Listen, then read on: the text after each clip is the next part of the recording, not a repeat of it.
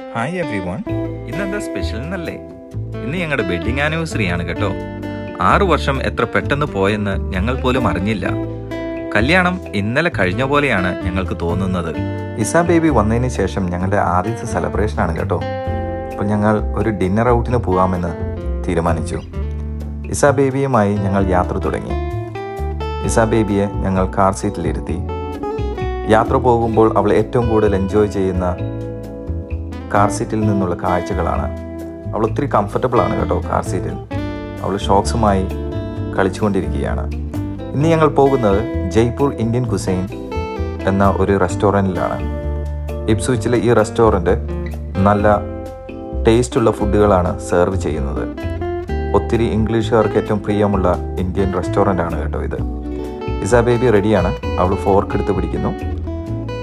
Fork danger ആയതുകൊണ്ട് ഞങ്ങളത് അവൾ കയ്യിൽ നിന്ന് എടുത്ത് മാറ്റിയിരിക്കുകയാണ്. ഇസ ബേബി ഒത്തിരി എക്സൈറ്റഡ് ആണ്.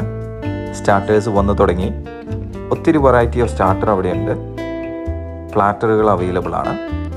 മെയിൻ കോഴ്സ് ഓഫ് മീൽ ഒത്തിരി ചോയ്സസ് അവൈലബിൾ ആണ്.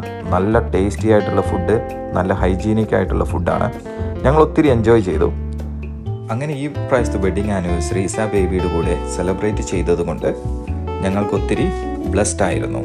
അപ്പോൾ ബൈ.